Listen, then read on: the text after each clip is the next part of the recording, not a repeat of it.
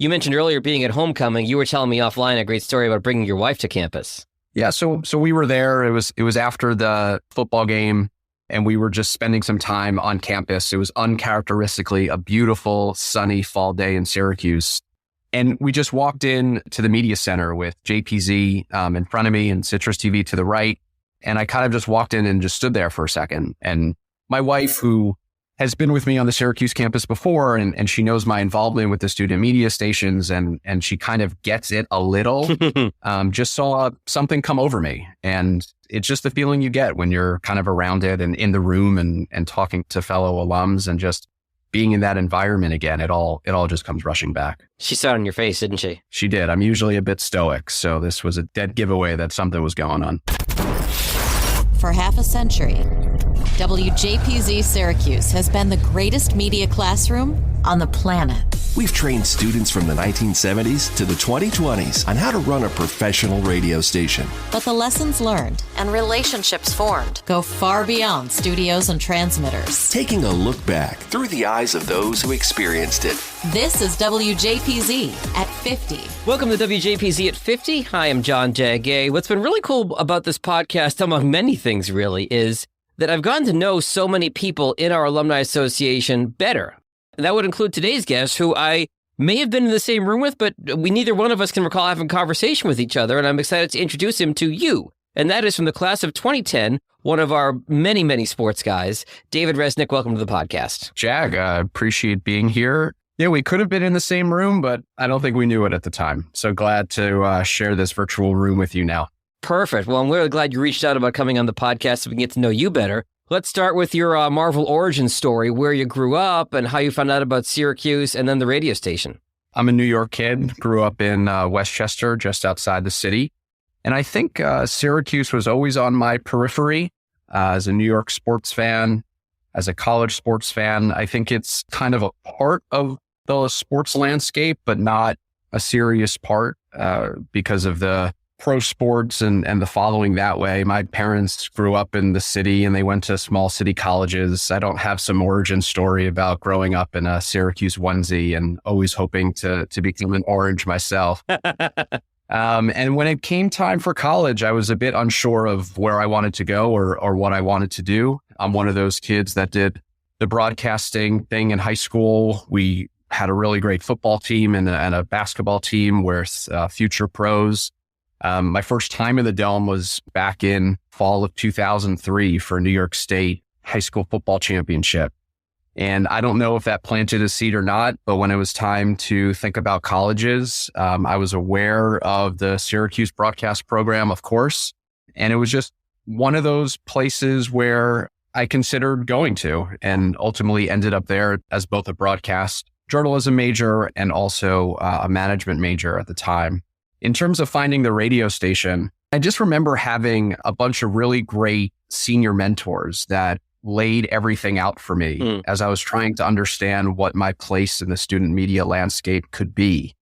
And knowing what WAER presented, what JPZ presented, what Citrus TV presented, and listening through a lot of the other podcasts, I realized that I entered Syracuse at a time where the Cold War had really thawed.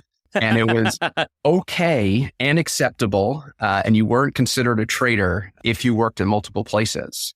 See, I was going to ask you that question, but I thought to myself, gosh, I've asked that question on too many episodes already, but you volunteered the answer. So which did you find first? I'll ask you that, JPZ or AER? They were all really at the same time for me. I remember being a first semester freshman and just going to all the general interest meetings and just trying to understand what each place had to offer. And when I started, I kind of had this mentality of just try everything and figure out what you like. You know, Citrus TV had the TV aspect, which was unique from the two radio stations. Sure. WAER had more of a sports legacy, but Z89 provided a more immediate opportunity and the talk side of things that I didn't know if I wanted to pursue, but I at least wanted to dabble with. So I kind of built this early portfolio of working at all three places to try to take advantage of what was unique of each place. So I did both the 5:30 a.m. WAER sportscast, but then I also did the writing for Z89 and showing up Friday nights for Friday Night Football and helping out where I could. So I started both simultaneously. And again, in an era where that was okay and you didn't get side stares. And so I really started both plus Citrus TV from day one.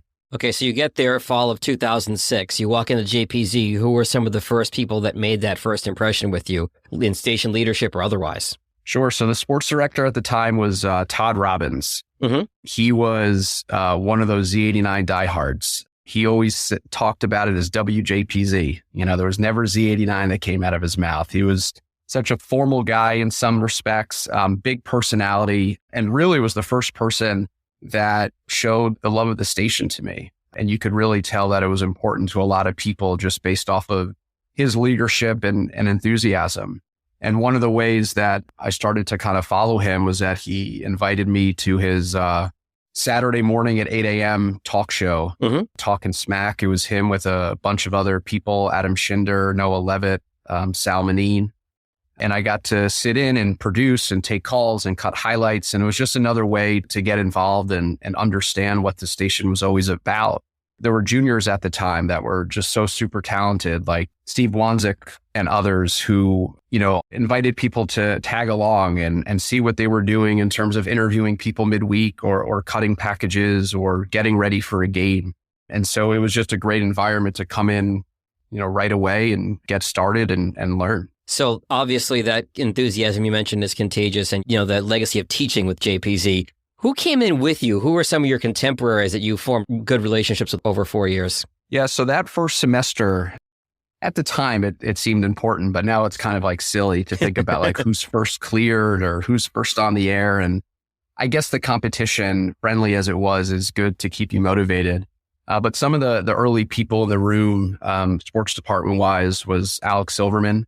That's before he turned to the dark side and went to the news side of things. Before he took over the world, yeah. Yeah, humble beginnings in the sports department of Z89. Andrew Afric was one of my early friends at Z89. He's somebody that did minor league baseball and IMG for a while before becoming a communication specialist. Andrew Allegretta, somebody else who's now the voice of the Vanderbilt Commodores after some other stops in the college world. Eric Elkin, who's been a long time sports and news anchor. Those were some of the first people, like really early on, kind of the go-getters and the overachievers that walked in first semester, freshman year and wanted to get on air and wanted to get cleared as quickly as possible. All right. Two-part question. I'll let you answer whichever one you want first, which is tell me about what you did at the station and how you rose to the ranks, and also significant moments in the station's history that you were present for. I'll let you take either one. Yeah, I'll do that in order. So I was heavily involved with the sports department, they weren't really siloed, but they were kind of considered separate in terms of both the play-by-play coverage of high school football in the fall, women's basketball, college Syracuse in the winter, and women's lacrosse in the spring. Mm-hmm. And so we would do everything from top to bottom in terms of calling the games and producing it and being in studio and cutting highlights and writing blog posts and sending out audio snippets on the early stages of Twitter. And then also on the talk side of things, where I'd be involved with after Todd and Noah and Adam had graduated, I was in position to work on the show the next year with Tim Swartz, who became the sports director and somebody who's been very prevalent in California coverage, including Stanford. Mm-hmm. Sal Manine, who's back in Houston after sitting in Syracuse as a TV producer. Zach Schoenbrunn would come aboard, a long-time contributor to the New York Times sports section. And so I would constantly do that show, ended up doing it with Mike Cousins for a year. Alex Brewer was a producer at the time, somebody who I just saw at Homecoming Weekend, Orange Central. And so really doing everything that I could with what the station had to offer, both in the play-by-play sense and the talk sense. In terms of the pivotal moments, I've thought about where my years kind of lie in this linear history of Z89. And I appreciate all the study and the podcast and the show prep, by the way. Yeah, I mean, many hours of listening to your questions, Jag. I can't think of a curveball I can throw you at this point, but go ahead. Oh, I know it's coming. I don't know if there was a big seminal moment while we were there. And my lens is definitely, through the sports department as compared to the station as a whole. I can't remember if we changed our tagline or our logo, but I do think that, especially from a sports department standpoint, we really acted as a bridge, I think, from what was built in terms of the things that we covered and the way that we did things into that new era where the manpower was much more because people could work in multiple places, and also just like guide the station into the place where it needed more room and it needed the renovation, and everything that they were doing required more space. You know, our Friday night football coverage went to covering one game a week to covering 2 games, full broadcasts, and choosing 2 games at different starting times so that when one went to halftime, we could go to another game. It involved sending reporters out to 4 or 5 different places to get, whip around coverage. And so it was both the combination of, I think, of emerging technologies and being able to do things more digitally and to cover more, and also just a stronger desire to make it bigger and better. A big seminal moment, I think, was when Quentin Hillsman took over the women's basketball program.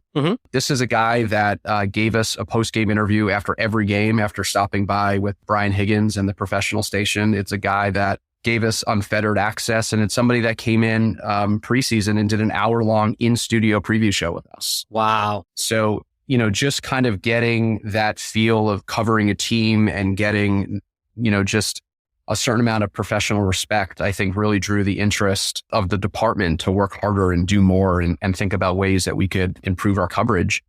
And on a women's lacrosse perspective, I mean, we were their flagship. Yeah. We traveled with the team. We were embedded with them on trips. If somebody wanted to listen to their march to the Final Four, they were tuning into us. And I think that gave us a certain level of ownership over the coverage in a similar way that we felt in the fall, where I always think there's this balance between learning as a student and experimenting, and then also providing a service to the community. Yeah.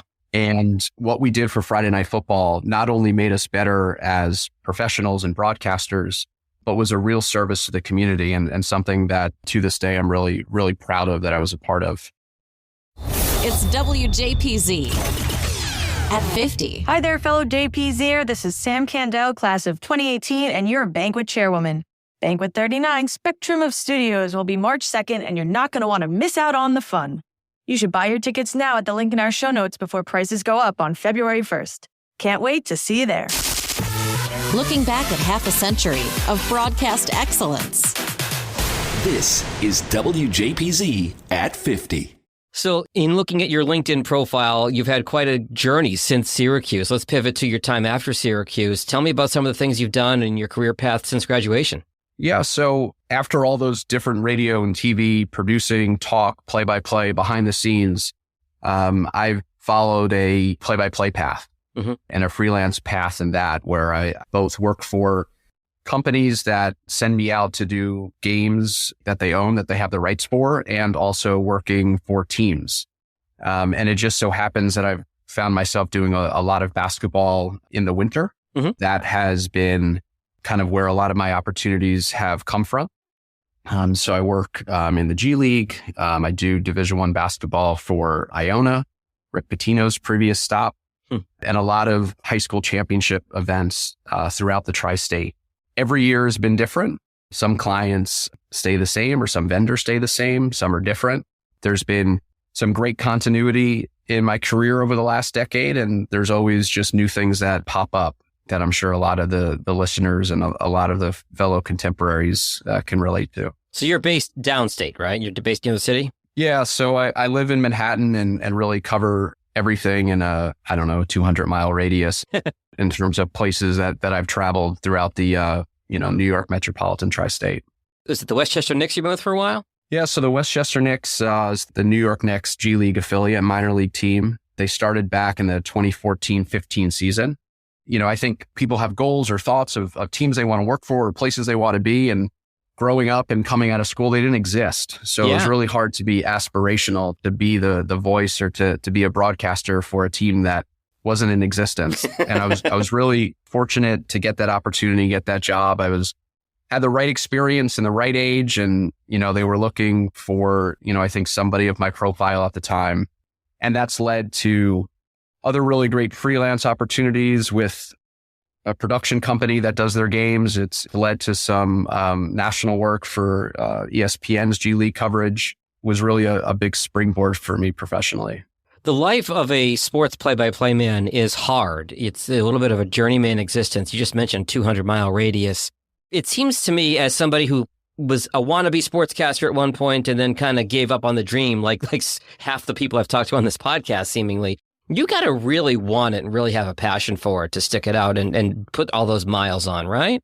Yeah, I mean, I think the freelance world has some positives and negatives. And one of the negatives is not being quite sure when the next game or the next gig could be. It's doing 2 games in 2 different locations for 2 clients because you don't want to say no. Yeah. But that's also the fun of it. Having something different to do most days, being open to try, new things and new endeavors because your schedule allows it. And so for a long time during the school year, September to June, I've worked as a play-by-play broadcaster. And then in the summer, in college, I was in management at WAER and Citrus TV, the exec staff. And I worked at a overnight summer camp in the summers at Kutcher Sports Academy. And I bring that up because one of the earlier episodes included Mitch Ryder, who talked about the early days at WJPZ and how he integrates his radio background into his camp Tawanda to this day. And he's somebody on like the other side of my professional life that I've met and spoken to. And I ran into him right after his podcast had aired. And he was somebody that I knew a little bit, but had no idea of his Syracuse background, and recently actually visited his camp as part of a conference. Oh, that's awesome. And you could see the Syracuse banners all over his home and areas. So that was a great JPZ connection. Well, I was going to ask you about that because, you've got that connection. Now we have somebody from the class of 79 and the class of 2010, both involved with camps in the summer. So it's a sports camp. Tell me a little bit about the camp you work at and what you're doing. Yeah, so it's a co-ed elective sports camp. And it's had a really long history with an association with the NBA. It was the site of the former Maury Stokes game that used to get NBA All-Stars and NBA Hall of Famers to gather once a summer in honor of Maury Stokes. It's a place where Kenny Albert went to, the famous sportscaster. Yep. It's a place where Lindsey Gottlieb, who became the first college to pro assistant coach for the Cavaliers, went to. It's just in some ways an incubator for sports and people that love to play and people that love to be involved with it. There's so many examples of people going on to not only a career in their sport, but broadcasters and producers and coaches and otherwise.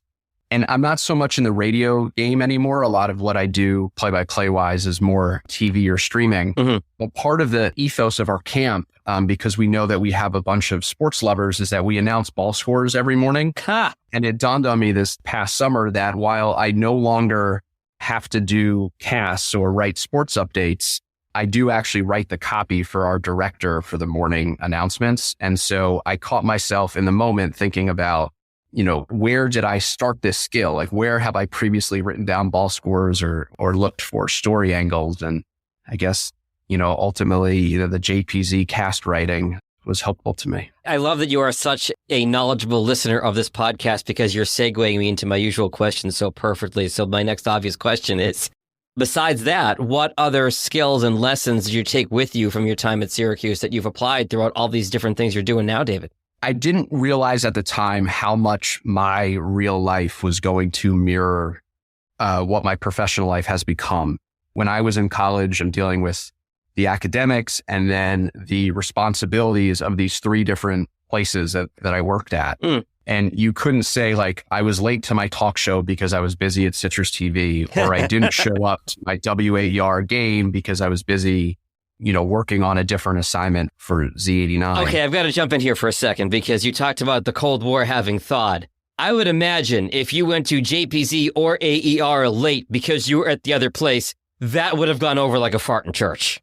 Well, I think it's, I think it would have been one of those things where people taught me that you owe it to the people that you're working for in that moment to be sure that you're doing everything that you can to do that assignment to the best of your ability. And so it kind of just taught me in this professional life that, I can't tell one client that I didn't produce the way that you expected me to or hired me to because I had this other thing going on or this other job. And I didn't quite realize or anticipate how much my professional freelance life would mirror essentially being this college freelancer. Yeah. Where I was working for all these different places and having these different professional responsibilities. Also the relationships and just the people. The life of a freelancer can be lonely at times. Yeah. Not working in an office, not being in a newsroom, not being in the incubator that Syracuse University and the student stations are. So just being able to bounce ideas off of people and just to be in a place with other like-minded people. I learned later how valuable that was. And I have found that it might not be my current colleagues who I rely on for that feedback or advice, but a lot of times it's my college friends and colleagues that, I end up bouncing things off of or talking through a situation or trying to learn from them. Because I think one of the great thing about the Z89 network is that anytime that I've faced something in my career that was new to me, it wasn't new to somebody else. Yeah. And I was able to rely on a friend, a past colleague for that advice to help me through whatever situation I had at the moment. That's really good. Any names of folks you still stay in touch with, either that were classmates or other alumni that you haven't mentioned yet? Well, I reached out to you originally to thank you for what you were doing and just let you know that there was somebody else out there that was downloading and subscribing, and which I really appreciate. So thank you. And just it really crystallized a lot of these kind of urban legends that you would be told while you're, in school.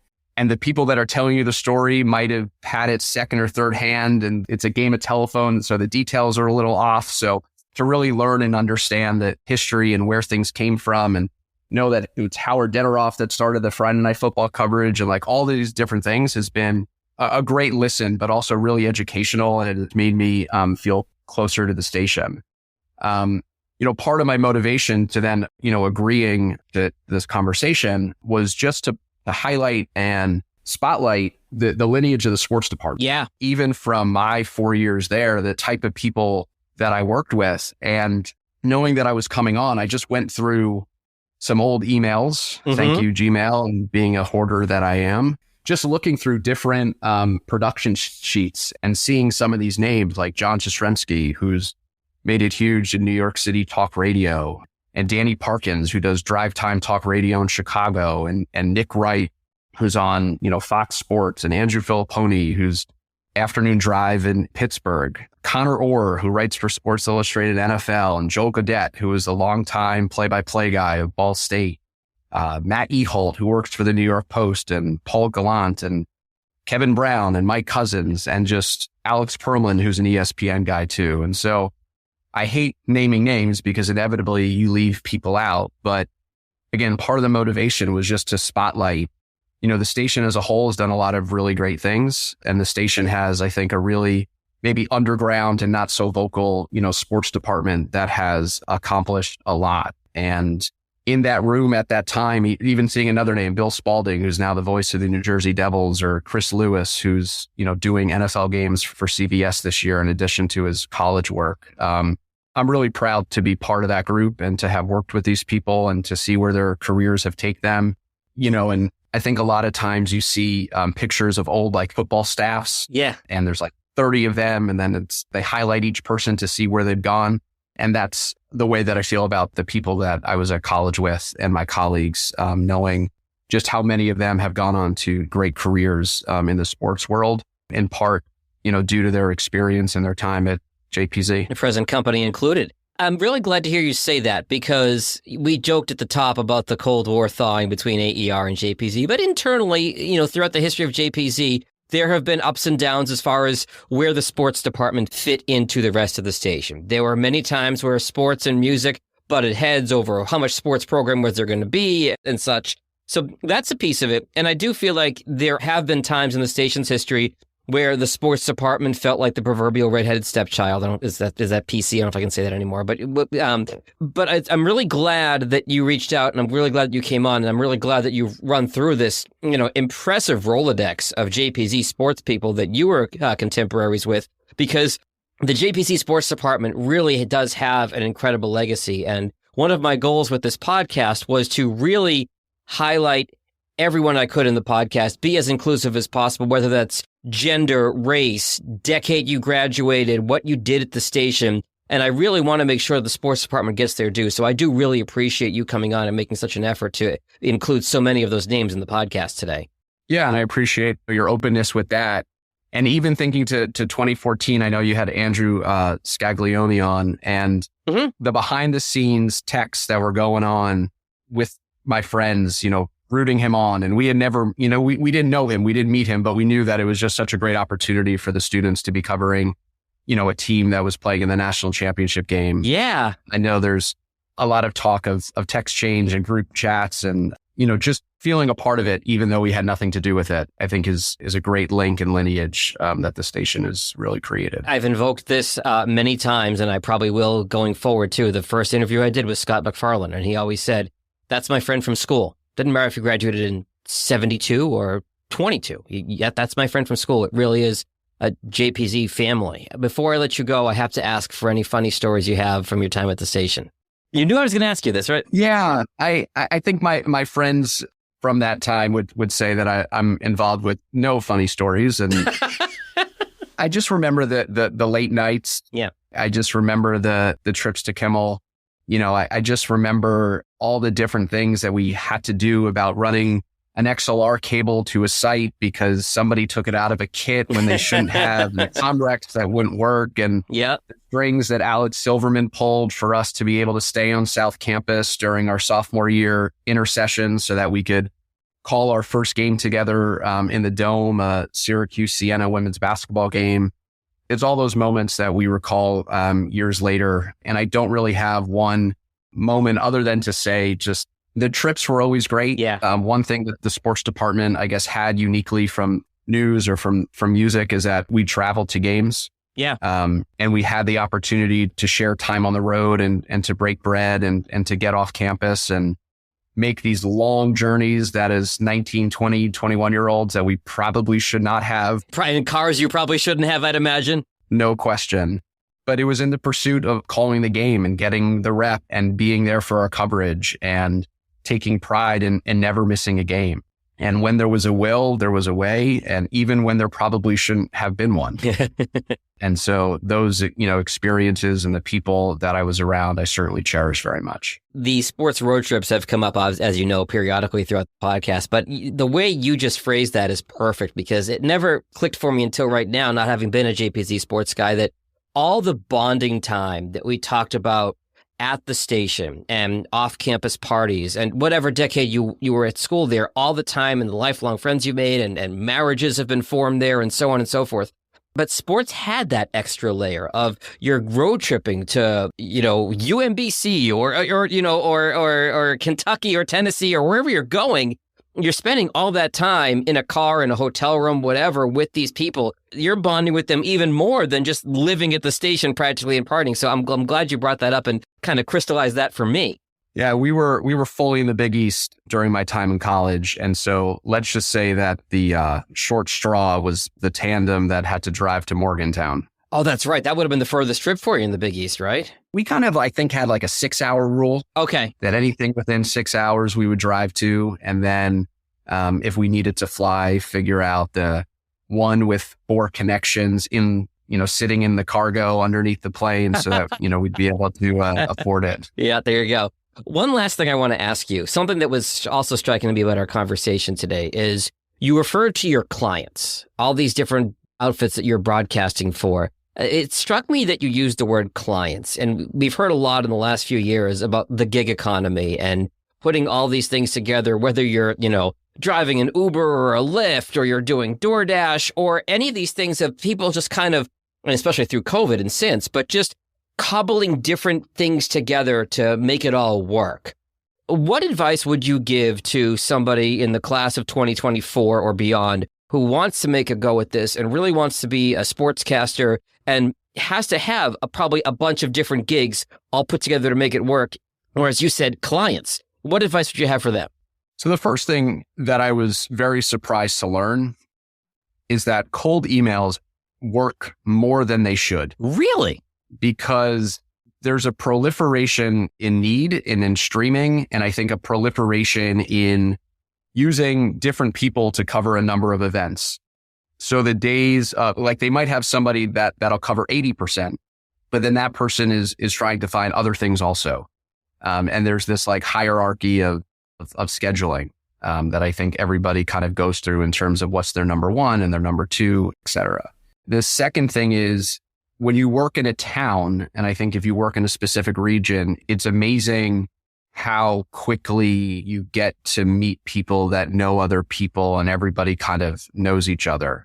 I've been in the same general market for the last 12 years, and I can't take on a new assignment without knowing somebody who's on the production sheet or knowing somebody who knows somebody that I've worked with before. And so I know it's been spoken a lot on this podcast just about the way that you carry yourself and you treat people, but your reputation is so huge. Yeah. And so just kind of presenting yourself in a certain way and being known for the right things, I think that's supremely important as you're trying to, build a schedule or build a career or build a calendar that's filled with games and assignments.